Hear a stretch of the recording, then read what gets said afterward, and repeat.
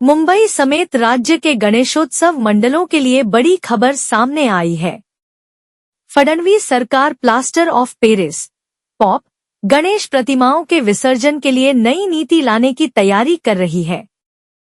सरकार इस सप्ताह प्रतिमाओं के विसर्जन के लिए नई नीति की घोषणा कर सकती है।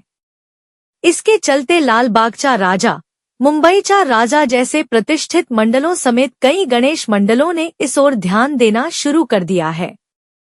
हाल ही में बॉम्बे हाई कोर्ट ने पीओपी की मूर्तियों पर लगे प्रतिबंध को हटा दिया है, जिससे मूर्तिकारों और गणेश मंडलों में खुशी का माहौल है। इसी पृष्ठभूमि में सरकार मूर्ति विसर्जन के लिए नई नीति पर काम कर रही है। सूत्रों के अनुसार ऊंची पीओपी मूर्तियां मंडलों द्वारा स्थापित की जाएंगी और नीति में लाल बागचा राजा और मुंबईचा राजा जैसे मंडलों को विशेष रियायतें प्रदान की जाएंगी। न्यायालय के स्पष्ट निर्देश।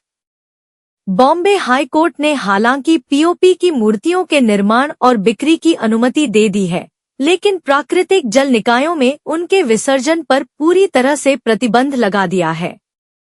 ऐसी मूर्तियों को केवल कृत्रिम झीलों में ही विसर्जित करना होगा। कोर्ट ने सरकार को 3 सप्ताह के भीतर एक समिति गठित करने और विस्तृत उपाय प्रस्तुत करने का भी निर्देश दिया है। अदालत में इन बातों पर हुआ विचार। प्राकृतिक जल स्रोतों में पीओपी मूर्तियों के विसर्जन पर प्रतिबंध। मूर्ति विसर्जन की अनुमति केवल कृत्रिम झीलों में ही है। बड़ी मूर्तियों के संबंध में मंडल हर वर्ष केवल एक मूर्ति के उपयोग के विकल्प पर विचार कर रहे हैं।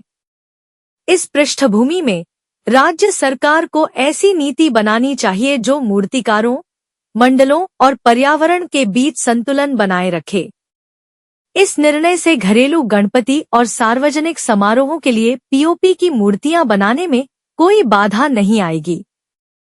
हालांकि इको फ्रेंडली विसर्जन की शर्तों का सख्ती से पालन करना अनिवार्य होगा। यह मूर्तिकारों के लिए बड़ी राहत है।